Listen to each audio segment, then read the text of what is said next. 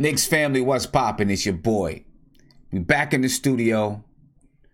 James Harden dropped 61 points on the Knicks. He said he wanted to have a Garden game, and he had it. Career high 61 points. The Knicks battled, but we couldn't pull the game out. A couple blunders down the stretch, and by both teams. And there you have it. Let's talk about it. Let's get into it.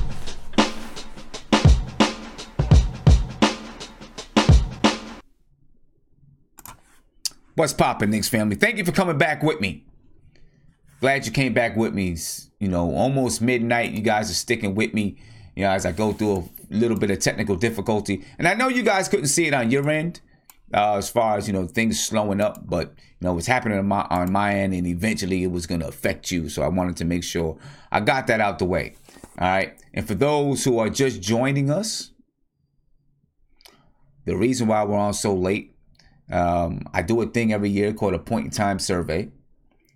And the point in time survey is basically we go out, we canvass the community, we find homeless individuals and families, and we record.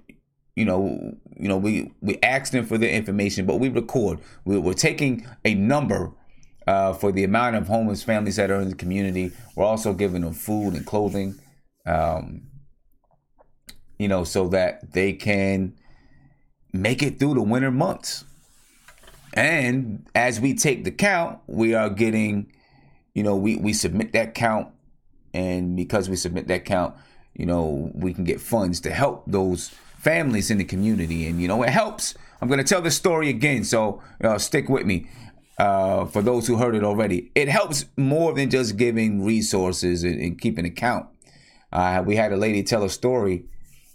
She went to a laundromat, and there was a guy in the laundromat laying on some of the seats, and he was shaking and unresponsive, and it became apparent right there that he was ODing, right? He had overdosed, and if she hadn't come in with her team at that time, he may not have made it. Of course, they called the police. The police were there actually because they canvassed the community with us, and he. They called the police, the paramedics, and they got that guy to the hospital. So hopefully it saved a life tonight.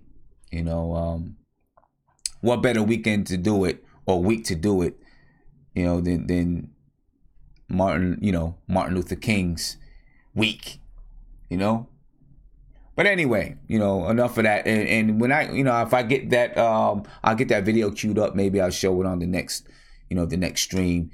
Just something for us to think about. All right, but anyway, we got a chat. We got Guillermo. We got Isaiah. We got Nate. Somebody else is knocking on the door. Let's see who else is. Somebody else knocking on the door. Kilo Savage. I'm not exactly sure who my man Kilo Savage is. All right, so that's somebody new to the chat. Always love to see new people in the chat. Right? Always love it. James Harden dropped 61 on us tonight, folks. 61 points on us tonight. And I'm not happy about it. Really, I'm not. I'm okay with the Knicks losing. We were supposed to lose the game. I'm cool with it. I'm not happy with him dropping 61 points on us. I do not like a guy announcing that he's going to score 61. Well, I'm sorry, not announcing that he's going to score 61. He didn't say that. I'm sorry. But making the announcement that he wants to have his career game. Wants to have a career game against the Knicks. What'd he say? I haven't had my Garden game yet. Whatever it is. Basically, you're putting that message out there. I'm coming to get something tonight. I'm coming to do something tonight. Got to stand up to that. You can't let that guy do it. That's the way I feel about it. You can't let it do it. Can't let it happen. You got to have some pride. You got to have some pride for that floor. Couple of guys that's in the chat stepped on the floor Monday night after the Knicks game, right? Stepped on the floor. Got to see what it feels like to be on the Garden floor. You know what? I'm going to tell you, there is no feeling like it, right? When players, you got to step on the floor to understand it. You do. You got to step on the floor to understand it. You can see the video chat building right now, ladies and gentlemen. right? We're going to get to these guys in a minute, okay? But you got to be on the floor to understand it. It is like you're on a stage. I've been on NBA floors before, and they weren't like being on the Garden floor. The way the lights shine on you, the way you see the stands, it was it's a nice experience, man. And it's something very, very worth protecting at all cost. Because let me tell you, when Mason, Oakley, Ewing, when them guys were playing, it wasn't somebody saying I want to have my Garden game and then coming in and dropping 61 on you. Dead ass. That wasn't happening. You might have said you wanted to have your Garden game, but you wasn't having it against them guys. They wasn't going to let it happen. You feel me? They wasn't going to let it happen. We're a young team, though, right? So we got to give it up for them for battling. And they tried to make it hard on James Harden. Let's not act, I'm not going to act like we didn't. You know what I mean? We really did try to fight James Harden. James Harden is James Harden. You know he gets phantom calls. You know he gets away with travels. You know, he has a weird style of game. He has a slow game. His game is slow. It amazes me what James Harden, how he's able to score, and it amazes me. Right? Not that he can score, but it's just slow. He takes his time. And he doesn't, you don't see him explode past anyone. He's very crafty. I mean, I got to give it up to him. I've never been a James Harden fan, but I got to give it up to him. But anyway, I don't like the fact that he just came in and scored 61 on us, though. I'm not cool with that. You feel me? Not cool with it at all. Let's get to the chat, man. I want to see what these guys think about it. Callers that's calling in, man, I'm going to get to you, I promise. I'm going to get to you, I promise. Right now, I want to see what the chat's talking about. All right. Nate, what's popping with you, my man? What's going on, Sam? How you doing? I'm good. I'm chilling. So what's your thoughts, man? James Harden comes in and drops 61 points on us. How you feel about it? Well, I didn't know that Harden had made those comments about having a Garden night for himself. I don't know if he was, I'm gonna be honest with you. I didn't read the whole quote. The whole whatever it was. I just seen quotes, and I think it was more like, I don't know if he was trying to antagonize the Knicks, but he said, I haven't had my Garden game yet, or something like that. Yeah, but that's the problem, is that people come into the Garden and they don't fear the atmosphere. They feel like they can take advantage of this team and score as many points as they want. And I agree with you. As a Knick player, I would have took that on the chin and said, hey, we need to rough this guy up, check him, give him a hard foul, nothing flagrant or anything, but, just let him know that, hey, it's going to be a long night for you, right. And I think it's a sign of a young team. This young team, they don't have that killer mentality right now. I think they're still kind of learning about themselves, but it also speaks more to the NBA in general. The NBA in general is looked at as more of a brotherhood. And a lot of these players, they emulate these other players rather than try to, get in their heads or try to go against them. And, I just think a lot of these young Knick players, they were just happy just to play against a guy like Harden. Yeah. Didn't necessarily want to rough him up or take it personal. And, I'm just saying, if it's me and a guy makes that kind of comment, he's going to see the floor a couple of times, because I don't know how many times you want to see a guy just get by you every time and dunk and make layups and 3-pointers and 4-point plays. It gets old after a while. And, I don't know. It just depends on how they view this person in general. And obviously they probably emulate him more than they want to challenge him or take that on as a challenge. And I don't know. The most fire I saw was Fizdale.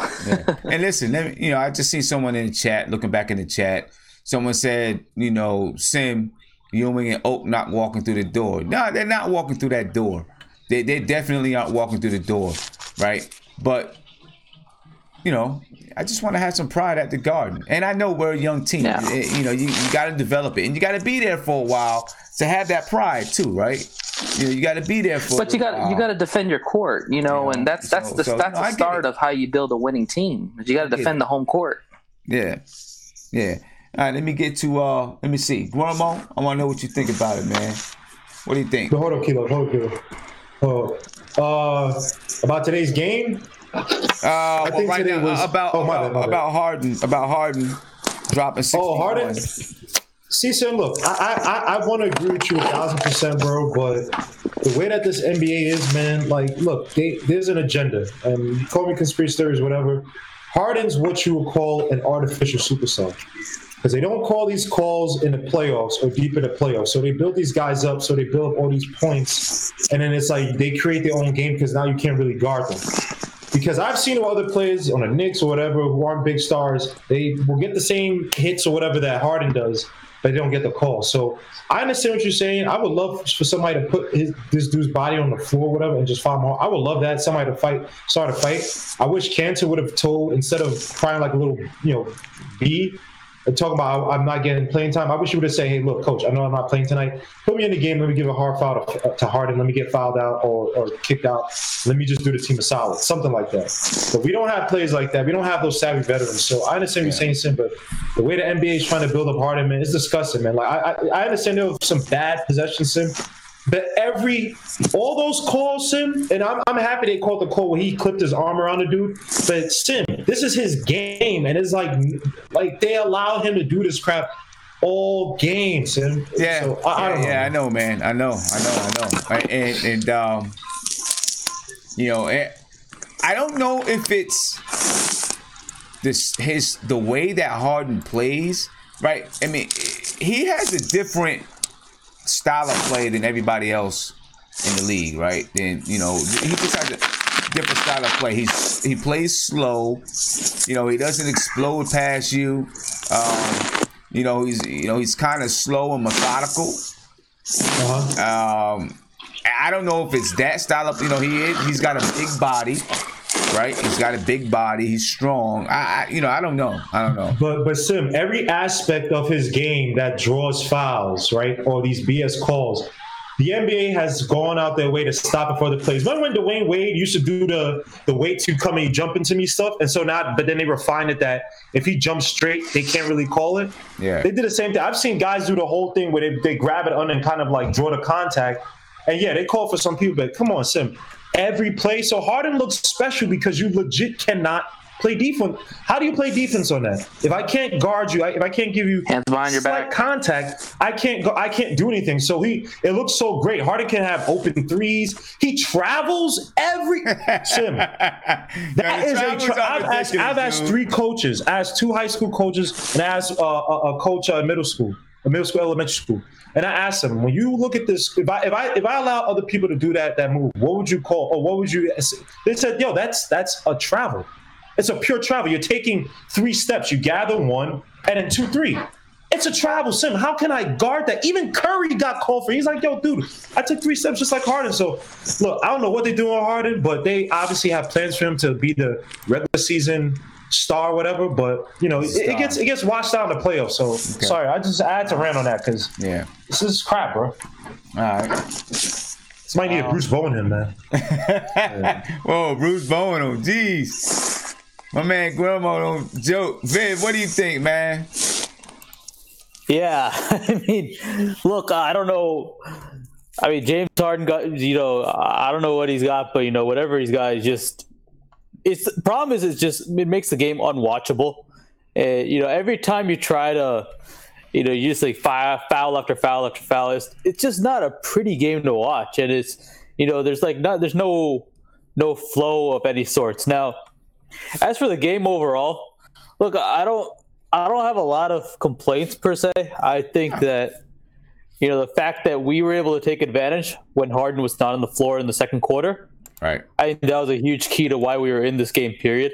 It kind of took us out of like we never were really out of it per se. I thought we would be down, 15 or 20 points early on, but the way the Harden just goes ISO, it's pretty much a blessing for all of our defenders because they don't have to get burned on pick and roll all the time. They just got to be careful if you're fouling them. So we fought in the game, and ultimately I think they had more juice in them to get the victory, but. James Harden. It's only so much you can do, Sim. Yeah, James Harden tonight was 17 for 38 from the field, shot 44.7%. He was 5 for 20 from the 3-point line, right? 25% from the three. He shot 25 free throws. He was 22 for 25. 25 free throws. He also added in 15 rebounds. 6 of them were offensive rebounds. 15 rebounds, 4 assists. He did have 5 turnovers, but I guess if a man's got the ball in his hands as much as he does, and scoring 61 points, you're going to expect, some turnovers. He also had 5 steals. Mm-hmm. The man had they scored 114 points. James Harden had more than half of their points. Eric Gordon scored 20 points. PJ Tucker 3 points and 1 boneheaded play at the end of the game to really some life. Right? Kenny Fareed. 11 points, 8 rebounds. Austin Rivers playing in place of, Chris Paul. 4 points, 2 rebounds, 4 assists. The Knicks, on the other hand, looking at the box scores, and I'm going to bring this over for folks to see real quick, so we can look at the box scores together. Kevin Knox had 12 points tonight. 4 for 15 from the field. And, Kevin Knox, he had a hot stretch. Right? Kevin Knox had a hot stretch. Mm-hmm. Now he's coming back down. He's kind of coming back down to earth. Right? I don't know if I want to say earth. Well, I think we're not moving the ball that well anymore. Yeah. So Right. And once again, I'm having some technical issues. Once again, I don't know what's going on, fellas. It's like, whenever I leave my computer, it gets mad, and then everything stops. It's either that or it's NBA.com. Every time I pull up NBA.com, things start to. Yeah, that's a bad site. That chokes up everything. Yeah, every time I pull up NBA.com, everything starts to freeze up. So it could be NBA.com. All right, but anyway, we're gonna go ahead and bring this over here while NBA.com is messing me up. Kevin Knox had 12 points. He was 4 for 15 from the field, shooting 26%. And obviously, like Viv said, our ball movement, man movement is suffering right now. It's been suffering all season, but, we're not seeing any improvements. 8 rebounds for Kevin Knox. Lance Thomas played 14 minutes, had 2 points, 3 rebounds. Noah Vonleh played 30 minutes. He had 10 points, 4 for 7 from the field, 10 rebounds. Tim Hardaway Jr., 21 points. He shot 37.5% from the field. Now, Tim Hardaway Jr., how many points did he have in the first half? He had, I think, at least 15 in the first quarter. At least 15 points in the first quarter. Right, first quarter. Yeah. He scored 6 points the rest of the game. 37.5% from the field, 4 rebounds, 1 assist. Emmanuel Mudiay, 14 points. 2 assists, 7 turnovers for Emmanuel Mudiay. Frank Ntilikina gave us a donut on at least from scoring the ball. He's 0 for 5 from the field. He gave us 6 assists, 2 turnovers, 1 steal, and 2 rebounds. Alonzo Trier. Alonzo Trier is, I get, maybe he's back. Maybe he's feeling better. Maybe that hamstring, he's feeling confident on that hamstring because he's beginning to play again. Tonight, 31 points, 12 for 18 from the field, 10 rebounds, 3 assists for Alonzo Trier. So, Sim, just before you go on with the other guys, I think it's interesting mentioning Trier and Frank because they obviously had 2 different games, but they kind of equally put them together. They had very good games. Frank obviously on the defensive end, Trier on the offensive end, and one thing I saw Trier do was he took advantage of cuts, and I saw one play I think where Frank fed him the ball off a cut to get a dunk. Yeah. So I think one of the reasons that Trier's playing well is that he's not trying to force it on offense. He's trying to he's taking what's being offered to him, and if they're offering him a lane to cut, he's taking advantage of that. So I think that's one thing that makes a difference. He's also finding Mitchell Robinson on the lobs, which is pretty nice. His other passing is left to be questioned in my opinion, but I think that he can find him on the lob, which is I'm not surprised because he's 7'1", but I just wanted to mention that real quick. Yeah, and the Frank Ntilikina and Alonzo Trier pairing, I think it works well together, right? Because their games offset each other a little bit, right? Damian Dotson tonight, 8.6 rebounds. Mitchell Robinson, 12 points, 5 for 5 from the field. Only 1 rebound for Mitch. Yeah. 1 rebound for Mitch. We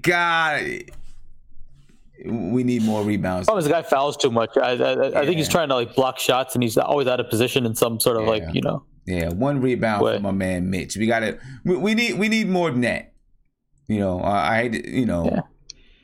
I don't want to harp on it. He's young guys, 20 years old. But yeah, we need more than that from Mitch Robinson on that end. The Knicks shot tonight 45.7% from the field. Actually better than the Houston Rockets, who shot 41% from the field. But of course they had that man over there who was, went crazy tonight. The Knicks 11 for 30 from the 3-point line, 36.7%. Knicks 48 rebounds tonight. Only 15 assists for the New York Knicks tonight and 18 turnovers. Another night that our turnovers, that we have a negative assist to turnover ratio. I don't even want to get all into that because we've been through it time and time again, and we know. We had a chance to win this game down the stretch. We stayed, we fought, we went up by double digits. We lost the lead in the third quarter, right? In the third quarter, we lost 30-15. Ended the third quarter with a 10-point deficit, but we continued to fight and put ourselves in position to pull this game out in the fourth quarter. Even though it took a blunder by PJ Tucker, we put ourselves in a position to pull it out. I think that's all you can ask for right now. We know it. That's all we can ask for. Is to put ourselves in a position and then take whatever results come from there. You know what I mean? Because we definitely battled, right? We battled tonight. We fought. We played a decent enough game.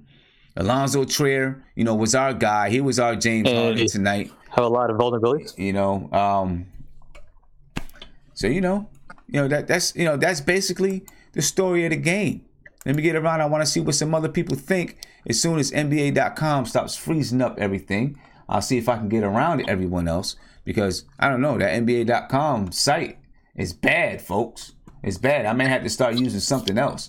Isaiah, I'm coming to you, man. I want to know what you think. What's popping, my man? What's up? Isaiah. Hello? Yeah. You there? You hear me? Yep. You hear me? I can hear you. I got a lot to say, but I just wanted to say this first. Right. I appreciate you for Monday night, and I appreciate everything that you did. And, I appreciate. Well, whatever it is, folks. Go ahead. Go ahead, Isaiah. You broke up. You broke up a little bit. Could you say that again, please? I was seeing my heart out, man. My bad, man. My bad. I don't know what happened.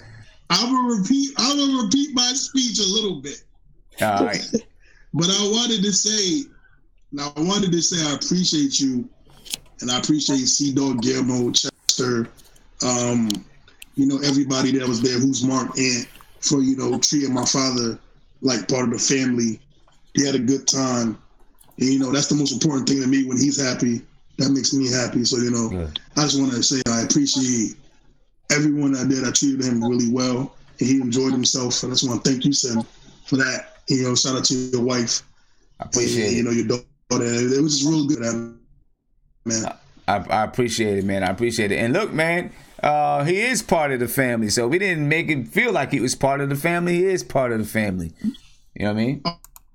No, because Mark was calling my dad. It got a little weird. He's calling my dad down. I was kind of confused looking at him like, what are you doing? But now, you know. Isaiah was getting like, jealous. Nah,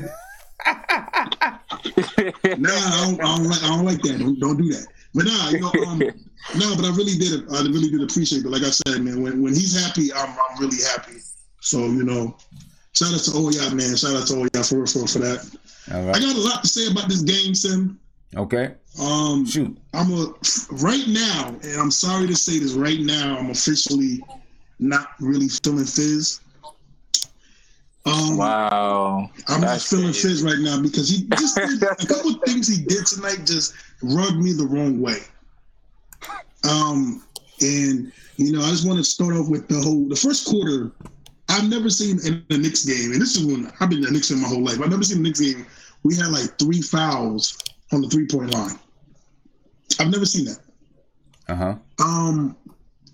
You know, and then Fizz.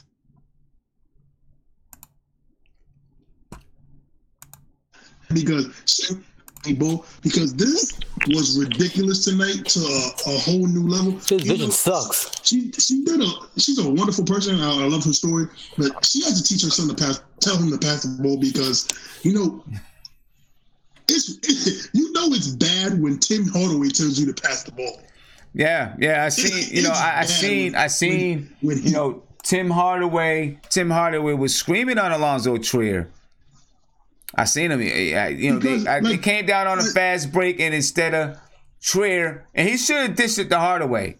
There's no doubt about it. He should have dished it to him. He should have dipped it off to him. You know, he took the layup, and you know, Tim Hardaway got in him a little bit. I'm not mad about. Hey, you know what? Some people might say. No, I'm not mad about it either because you need to get yelled at. Yeah, that's ridiculous. Why?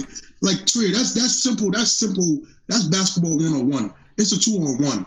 Give it up to you, man. You do that in drills. Yeah. And also too, like two more things. And this Fizz, this is the second coach in a row where a coach preaches defense, then starts Moutier and Tim Hardaway at the crucial times of the game. This was the second coach in a row that said this. Because Jeff Horner said all last year said we need defense, and you don't play Frank, who to me.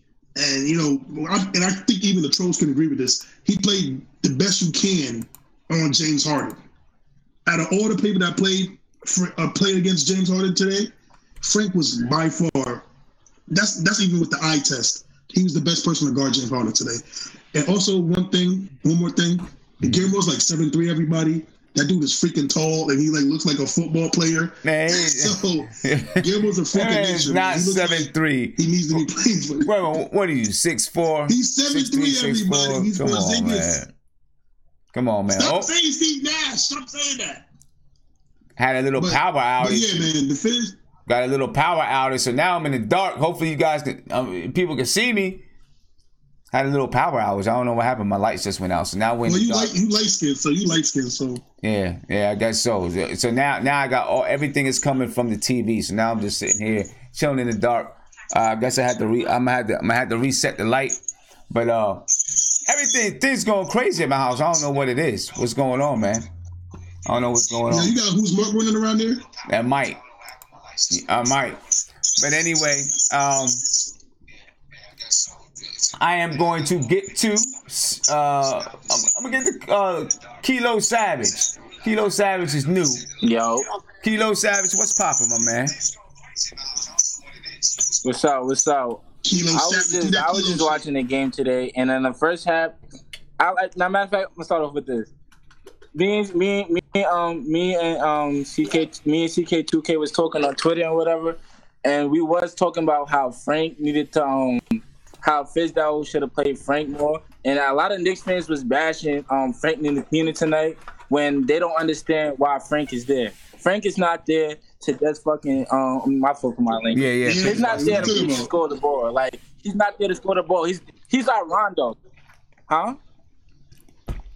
Yeah, keep talking. Keep talking. Tony with his bald ass. He's not there. He's not there to just score the ball. Hey, watch your mouth, Isaiah. He's the floor general, like you said. Like at first I was disagreeing with Frank with you, but now I see why Frank is there. Like he is the best player. And Fizdale, this is why I know you're not a big fan of the tank or whatever, but this is why I think they're tanking, because Fizdale knows Frank is better than Moody. Come on now, you see it. Frank had Harden on lock. Every time Frank was on Harden couldn't do nothing. That little travel step back that he always do, Harden couldn't do none of that. But when Frank comes out the game, we play trash. Like as soon as Moody come in, we down. We was up like 13, I think. And then next thing you know, Frank comes out, then we down like 20 almost. Like I just don't like Moutier. Moutier is not it, but Frank is it for the future. Frank is there. That's what I believe. All right, we're gonna talk about Frank. We're gonna talk about Frank a little bit. Later on. Now that's cool. We're gonna talk about Frank a little bit later on because Fizz made some comments about Frank Ntilikina. All right. So we're gonna get to him. Let me get to C-Dog. And then, I want to talk, we'll talk about some other things. All right. Kilo, I'm going to I'm going to disable your sound. And, we're going to get the C-Dog. All right. C-Dog, it's on you, my man. What's going on with you, man? I was glad to see you there Monday night. White Fat Fun. Great. Great. Yeah. So, the game was good all the way up to the end. Right. Still wasn't in at the end, but still, they don't do offense or defense. How many times I complain about Hardaway being in the game at the end? Yeah. They lose every game because of that. Right. And when they needed to score, they had Bonley in the game. I don't know what was going with that. That hurt us because I thought Chris probably could have scored because Houston defense and all that. Yeah. But one more step closer to Ja, Diane, one more step for mankind. One more step. When he said that. Okay, he said, well, one more step. I mean, it's the truth. We're one more step closer. We're definitely one more step closer. This is what I'm going to do. I'm going to reset this chat one more time so you guys are staying it. Everything was working good until I pulled up the NBA.com site. So I'm going to stay off that site right now. Right? But Tim Hardaway. We're going to talk about Tim Hardaway a little bit. We were just talking about Tim Hardaway. Is Tim Hardaway on the block? Right? So I read a report that teams have been calling about Tim Hardaway and Courtney Lee, right? But the Knicks are not going to or do not want to attach any kind of assets. All right, so assets. So when we talk about assets, we're talking about draft picks. We're talking about young players. The Knicks refuse to attach any kind of assets to trade Tim Hardaway or to trade Courtney Lee, right? My question is simple. I never thought that Tim Hardaway was actually going to be on the block, and maybe he's not. Maybe teams are just calling about Tim Hardaway, right? That doesn't mean that he's on the block. Teams could be calling about Tim Hardaway, and Scott Perry could straight up be like, "No, we don't. I don't know." Right. So number one, that's my question to you. Is Tim Hardaway on the trading block? Or are teams just calling about Tim Hardaway? All right. And if he is on a trading block, are you opposed to giving up an asset to move his contract? I'm not. I do understand that Steve Mills, he's sticking to his guns. When he's saying, he's not going to trade any assets, right? They're sticking to their guns. I'm not going to trade any assets. I get that. I understand it. But I think there does come a time when you've got to say, you know what? Yeah, I said I'm not going to trade any assets, but this is going to be for our, the betterment of our team long term, which I do believe if you trade Tim Hardaway Jr. and you're able to clean up and you're able to get rid of that contract, it's going to be better for the long term. For the long term financial health of this team, for our ability to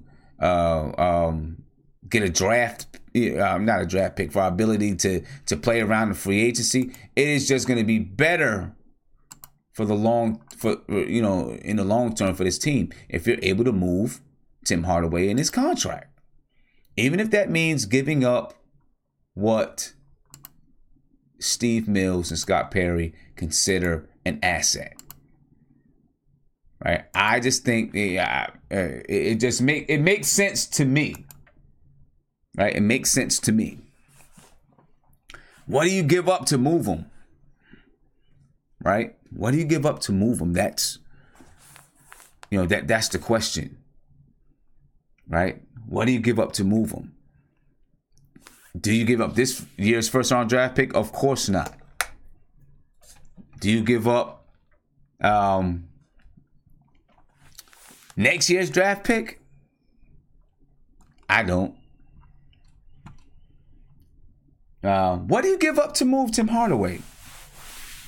Right? Do you give up one of your young players? In my opinion, there's a couple of players. No one is ever untouchable, in my opinion. But I feel like there's a couple of players that you don't trade. Right? You don't trade Trier. You don't trade Mitch Robinson. You don't trade Kevin Knox. You don't trade KP. You don't trade Frank. You don't trade Dotson. In my opinion, to move a Tim Hardaway Jr., right, in his contract. In my opinion, you don't trade those guys. Right? Brandon McNeely, you said you'd give up Dotson or second round picks. See, I like Dotson. I think that Dotson can be a very good piece going forward. Baller, B-Baller for real says you give up Frank Ntilikina. Clearly, you know that I'm not with that, right? That I'm not trying to give up Frank. I think it would be a mistake to give up Frank. So, you guys, that's just what I believe. I don't know. We'll see. Listen, we have, what do we have? 2 weeks? A week and a half to the deadline is here? A week and a half to the deadline is here. I believe that Cantor's going to be gone.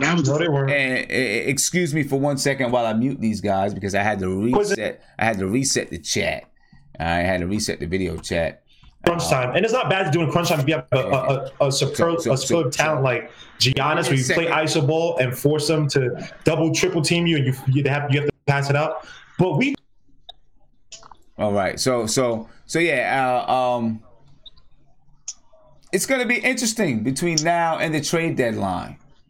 Right, it's going to be very interesting between now and the trade deadline. Wait, I'm going to. Yo, Viv, can you tell me when Sim come back on? He talking about trade deadline, but I don't think he got us on. Okay, but no, yo, Kilo. Yeah. Kilo, you listening, bro? Yo, I hear you. Listen. Yeah, I don't know. I got it's some things going on. I may not be able to get back on with those guys, but anyway, it's Hardaway on the block. We'll see. I'm gonna get to this phone call. See what's going on. See if my technology can pick up the phone because everything is freezing up and it's making me upset. So it's a rough night with the technology. I don't even think I can pick up the phone, ladies and gentlemen. So I'm going to have to rely on the YouTube chat. All right, so YouTube chat, it's me and you. Well, here we go. Caller, you're on live with Nothing But Knicks. What's poppin'? Can you hear me? Yeah, what's good? I'm good. What's good with you, my man? I'm chilling, man. What's going on? Just coming in to talk about this trade talk, man. What's going on, man? We got to get Tim out of here. Yeah, I mean, right now it looks like Steve Mills, Scott Perry, those guys, they're not willing to attach any assets to move Tim Hardaway Jr. Let me ask you this. I don't want to attach no assets either. But what I would do is there's no way you can get nothing to do with this year's draft pick because this one is too valuable. But what I would do is I don't know how it works. Maybe you could fill me in on how it works, right? All right. If they were to trade away Tim Hardaway and say, did I lose you? Think I lost him. Think I lost him, folks. Yeah. And it's probably not his fault. It's most likely my fault. Something is acting a little funny. With my technology right now, so it's probably not his fault. As a matter of fact, the other day, one of my clients that I work for, they sent out an email and said, next year's first round pick. He's back. Say it again, because I missed you. For some reason, you cut out on me. Say it again.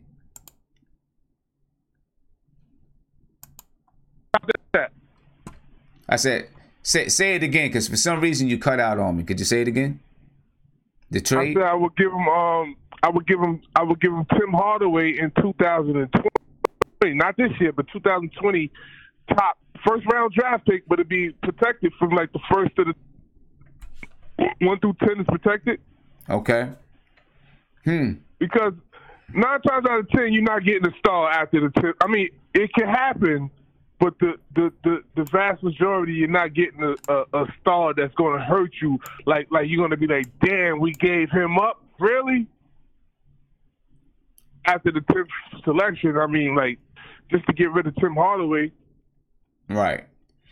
It looks like we don't have any other choice. Tim Hardaway, or we're going to have to stretch one of them.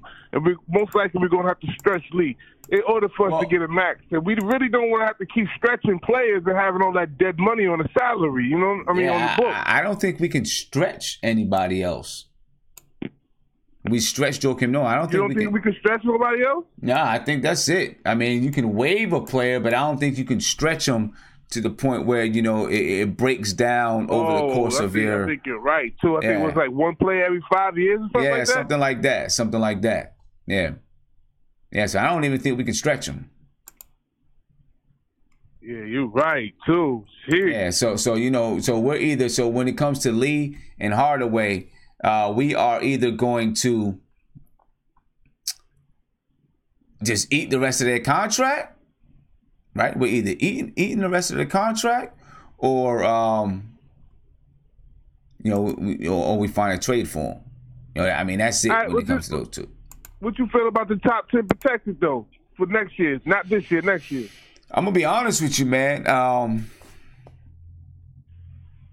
I'm starting to feel like we're gonna be in that lottery again next year. I mean, you said top 10. But if it's protected, right? If it's top 10 protected, if it's protected, right? If it's protected, then it don't hurt us if we're in the lottery. But what if we fall right outside the lottery and we still need that pick? I don't know if I throw a top 10 protected to move Hardaway. You're right. Yeah, because I feel like we still gonna need to add more talent, young talent. You know what I'm saying? So that we're able to try to find value in that talent. You know what I mean? So yeah. So before I get on, let me ask you one more question though. All right. Between Hardaway and Lee, right? Yeah. Who do you think? I mean, obviously Hardaway has one extra more year on his contract, and he earns more money, but he is the better player and the younger player. So, but in terms of getting rid of the contract, and I guess it really depends on what team found which player is attractive. But who do you think is going to be the easier of the two to unload? And that's it for me, Montana signing out. Shout out to everybody in the chat. All right. You said you're doing a great job. And I'll holler at you on the next show. But just answer that for me. I'll finish watching the show. Appreciate it. All right, bro. Who do I think is the easiest to move out of the two? I think probably Courtney Lee because of his contract. I think he's the easiest to move. He would be easiest to move. Although I know Tim Hardaway is younger, I'm not sure that other teams are going to look at Tim Hardaway as a building block to their future. You know what I mean? I think other teams will look at Tim Hardaway, a team that is what I want to say. Looking at a team that thinks is going to be a contender, I think a lot of those teams might look at Hardaway as a future, six man that can come in and light it up. That's my opinion. That's what I think he is. It's hard to say. I mean, teams are going to look at Tim Hardaway's percentages and be down, especially that he's making $18 million. But also with Courtney Lee, teams are going to look at Courtney Lee and say he's making $12 million. He's not even getting off the bench. Now, I'm sure they know why he's not getting off the bench, right? But without him playing at all this season, a lot of them may wonder, can he still play? Lee is 32 years old. I mean, of course, I think he can still play. I think that Lee can still be a contributor to a good team. He can play defense. Plays decent defense. He can shoot the ball at a good clip, and he hasn't been able to show it this year at all. But that's a good question. Who's better? Each of them, as far as it, when it comes to trading, each of them, has their pros and cons. I don't know, but we'll see, man. If Hardaway is on the block, we're gonna find out within the next week and a half. And as Cantor didn't play again tonight, he's unhappy with his role right now. It sounds to me like he definitely wants out. I think we've already known that. It seems to me that, like Cantor said, he's going to leave it up to the front office and his agent to figure out what they're going to do. Right? To figure that stuff out. Sounds to me like either, Cantor's either going to be gone by the deadline or the Knicks are going to buy him out after the deadline. You know what I mean? So, we're going to have to, we'll see how that whole thing is going to work out with the Knicks and Cantor. Caller, you're on live with Nothing But Knicks. What's popping? Hey, what's up, Sim? So basically, I just wanted to say I don't think that we should give up any assets at all to get rid of Tim Hardaway. Unless we get KD next year, we're not going to be that good for the next. I say we just let our players develop. I just don't really see. And Tim can be a great sixth man. I could totally see him at that role. So I just don't think we should give up any assets right now. Yeah. Okay. But what if it's like second round picks? A team is willing to attach a second to take a. I wouldn't totally be against that, but I mean, like you see players like Mitch Robinson. Wait, we got Mitch at second round, yeah. So you can get some steal second round, but I wouldn't totally be opposed to that. Okay. I definitely wouldn't be opposed to that. You know what I mean? If it's if we're talking about a second round pick, that we have to give up, I'd be all for it. I'm not trying to give up any first round picks though. I'm not moving any first round picks. Yeah, definitely not. Not moving any. I mean, the only way I'm moving, the only way in the past, so I'm totally not trying to. Yeah, the only way I'm moving a first round pick is if I'm bringing back a player that I'm really going to covet in free agency. You know what I mean? That's the only way that I'm bringing back a first round pick. He's relatively young, who's part of the future. We don't need any players on the tail end of their career, Yeah, that are exactly. Now, I also read out there, and I want to see what you think about this, that the Dallas Mavericks turned down a 3-team trade between the Knicks, the Bulls, and the Mavericks, where Cantor would have ended up in Dallas. The Knicks would have ended up with Jabari Parker. I'm not sure who would have went to Dallas. What do you think about that? I definitely don't think. I mean, it's obvious Enes Kanter isn't really a fit with this team right now. I mean, Jabari Parker, he has a player option, like one more year on his contract. I don't think he has. No, I don't think he has a player option. I think it's just. Option. No. I think it's a team option, maybe. Opposed to. I mean, I think the Mavericks said they weren't trying to do it, right? Right. I don't know what they would have been giving up. I didn't see that. I didn't see what they would have been giving up. Yeah, I mean, I think it would be good to get rid of Cantor sooner rather than later. Oh, definitely, without a doubt. Distraction for us right now. Without a doubt. Trying to deal with that, to be honest.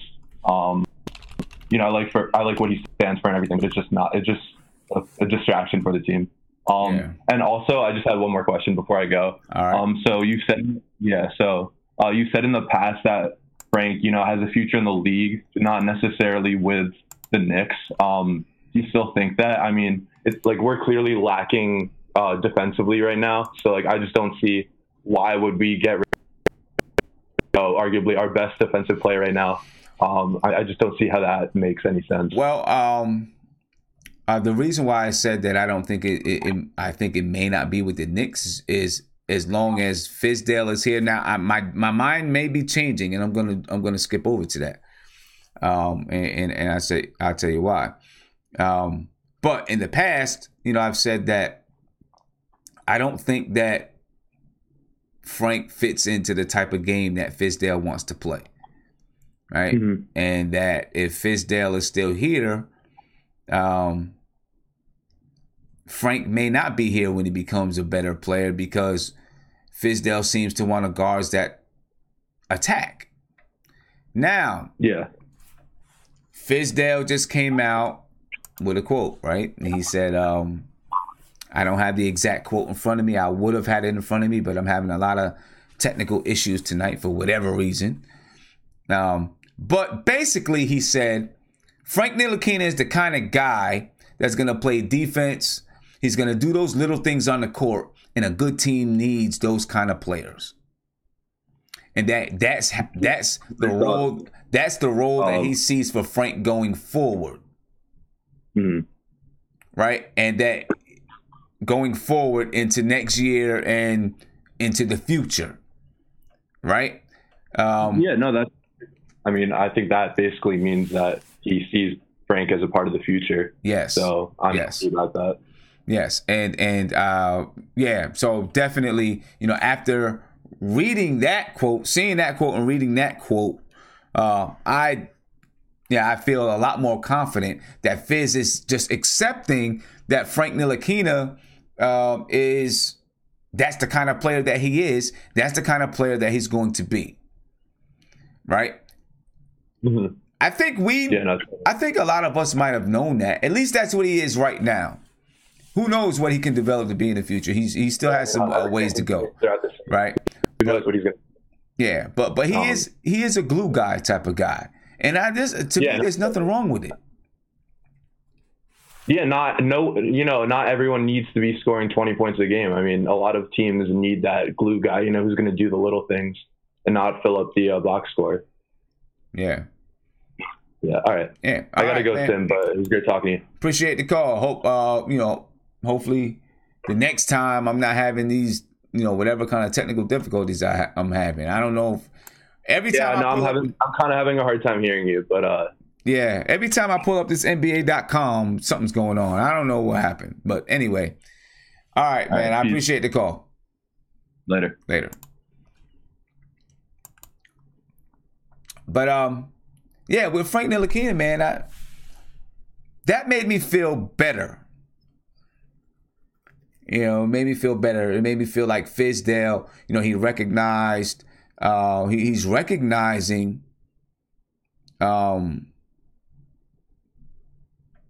what Frank can do and what he does and where he's going to fit and what his role is going to be. Now, if he's spoken to Frank and said the same thing to Frank, then maybe, just maybe, we'll see Frank play more comfortably on the floor, right? I feel like if Fizdale is not trying to force Frank to be a scorer and letting his offense develop naturally, that we'll see a more confident Frank because he knows, okay, you know what? Coach knows this is what I do. This is how I'm going to play. I'm just going to go out and play my basketball game. And we'll see a more confident Frank on the floor. That's what he's missing. I mean, I think he's confident in some aspects. I think he's confident in his abilities, but I don't think he knows what to do on the floor. Right? I think, if Fizdale just lets him do him and be him, develop on his terms. Because the kid's going to work. We know he works. He's going to work. Develop on his terms. I think we'll see a more confident Frank. And like some of you guys are saying, Frank has to hit open shots. Right? Right. I think if he's able to just play basketball the way that he knows how to play basketball, he'll be more comfortable shooting the ball when he shoots it, I think. He'll get more comfortable in his role. He'll get more comfortable in what he's doing on the floor, and he'll be able to score a little bit better, in my opinion.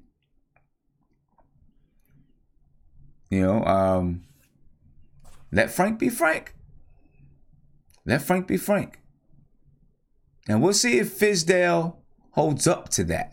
Just let Frank play his game. So right now we know, and earlier in the video chat, I'm not going to be able to get the video chat back up tonight. I don't want to restart the stream. I'd have to reset my computer and restart the stream. I don't want to do that. I don't want to, just keep you guys on. But someone mentioned about, Moutier starting and lack of defense, blah, blah, blah. You know what?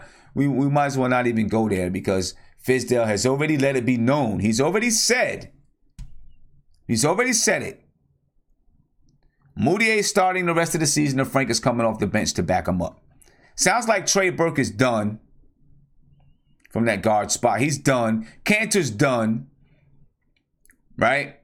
He played no minutes tonight. Luke Cornett's not even there. He's done. After the trade deadline, I would expect to probably see Isaiah Hicks come up.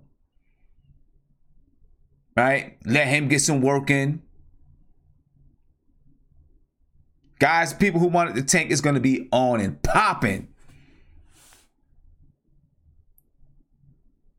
There's a tank running through the Garden with platinum rims. It's on and popping. Young guys be playing all over the place. Now, I obviously, coming back, hopefully, you still want to put some guys on the floor that's going to be able to compete. So you're going to have to get someone who can help us rebound.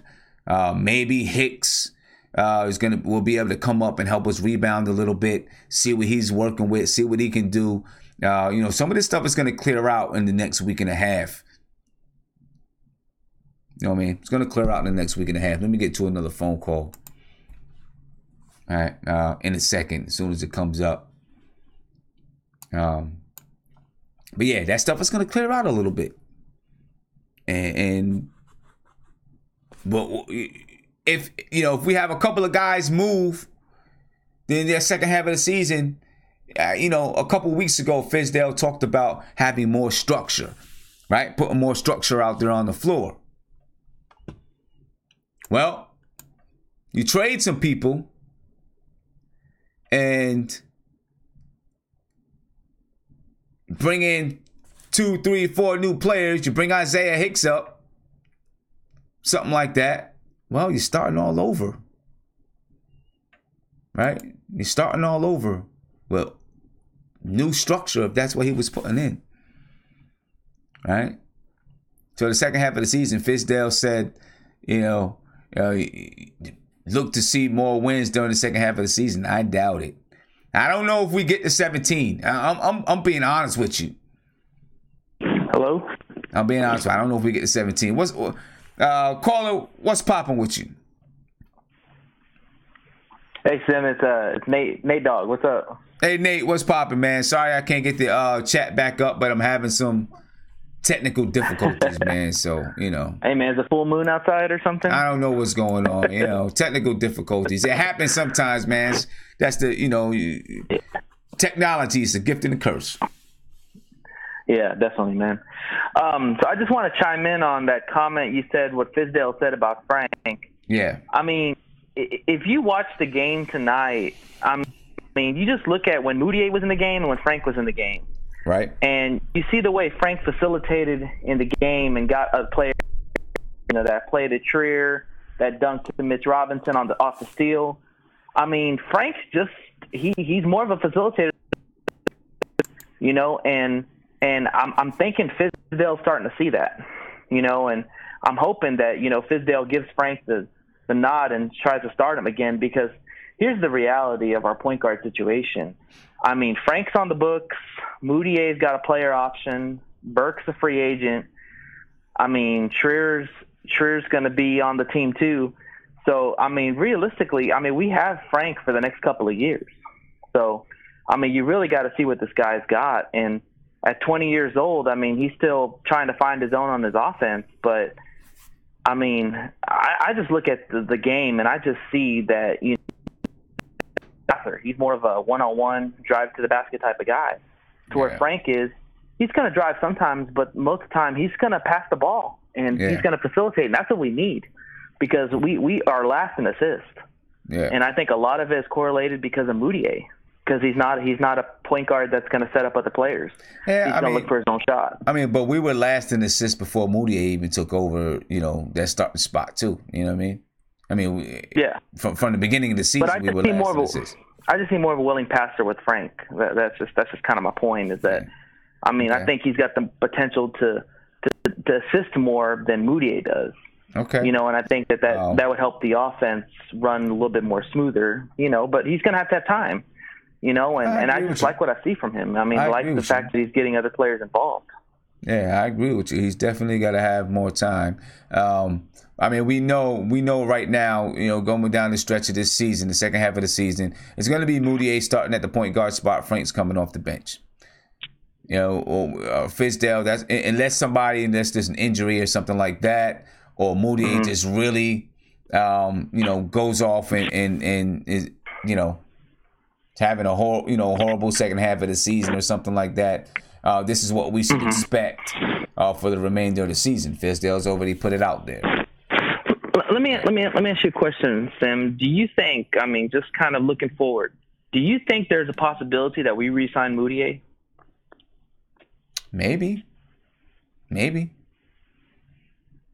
Because it's going to eat up into our cap, and we're trying to clear as much money as possible to try to lure free agents. Do you really think Moutier is in our plans possibly in the future? I don't know if the Knicks know. I don't know if the front office knows which players on this team right now, besides maybe 6 of them, the 6 that I mentioned before, KP, Kevin Knox, Trier, Mitch Robinson, Frank, Dotson. As far as young guys, probably Cornette. Maybe he could be one of the on the fence guys or something. Maybe, I don't know. But I think that everybody else, they're not sure. And the reason why I say that those guys part of the, that they're looking at those guys as part of the future is because they're young and they know that they, got to have those guys with some time to develop. It just finds it me hard to believe when you got a 20-year-old point guard that you're trying to develop, and then you go out and re-sign a guy who's 22 years old to a contract that's going to eat up cap from what you're trying to free for, free agents. It just makes it hard to believe that they would actually do that, because that spells to Frank, that basically tells Frank that, hey, we don't believe in you. Yeah. We don't want. We're either gonna, we're gonna either find another team for you, or you're just gonna be a backup. We'll see. And then the draft is going to say a lot too. So there's a lot of stuff to get through. The trade deadline. We'll see what happens at the trade deadline. The draft. A lot of stuff to get through. Before we get to who's going to be re-signed in free agency. They got a lot of puzzle pieces to try to find. They got to locate. No, I was just curious because I've looked at the draft, and what we're drafting right now, I don't think you take a point guard that high. You're reaching on some of those point guards. RJ Barrett's more of a shooting guard than anything, unless they want to make him a point guard. So I think we go a different position, but Yeah. Who knows? It's the Knicks. We'll see what's up, man. We'll see what's up. Hey, Nate, I appreciate the call, man, because I'm about to head up out of here. It's 1 o'clock. All right, man. And I got an early morning, so I gotta rock. All right. So you're gonna have a pregame on Friday? Yes, sir. Well, wait a minute. All right. Actually, I don't know if I'm going to have a pregame on Friday. I'll probably record it early and do a premiere because I do have a basketball game Friday night. So. Okay. Well, Friday night for sure. I'll definitely be on the post game for sure. All right, man. All right. We'll see you Friday. Hope you got everything figured out. Yeah. It's probably just something acting funny. All right, all good, man. Have a good night. All right. Peace. All right, Knicks family, man. Really wanted to have some good discussions with the video chat, but we'll be back. I don't know, something's going on, acting funny. I really think it's the NBA.com. As far as not the lights going out, but the stream. It just had got stuff freezing up. I can't even bring the video chat back up because Google Chrome is freezing up, and I think it has to do with NBA.com. NBA, get your stuff together, bro. You're messing up, man. Get your stuff together. Everyone that's listening, man, that joined us during Martin Luther King Day, the Martin Luther King Day matinee, I thank you very much. We had a great time. I had pictures on Friday night stream for us to look at. There'll be some pictures up tomorrow for everyone to look at. I really appreciate you guys. You guys made it very fun, really enjoyable. Everyone that joined the stream and watched the stream while we were at the game, you guys made it even more fun and enjoyable. And I'm looking forward to the next event. I'm actually in conversations with my representative at MSG now to work out the next event. And what we're talking about could be very, very fun. So be on the lookout for that. All right, be on the lookout for it. Ladies and gentlemen, I'm going to go ahead and head off. It's 1 o'clock in the morning. Right? My stream is acting funny. So I'm going to go ahead and call it a night and make sure this thing is fixed by the time we get back on Friday night. All right? I appreciate you guys staying up with me. Be on the lookout sometime tomorrow for pictures and things like that from the MLK Day matinee. And then catch me on Friday. All right? Talk to y'all later, man. Have a good rest of your week. It's hump day. Well, it's Thursday now. The week is just about over. Have a good rest of your week. And I'll talk to you Friday. Peace.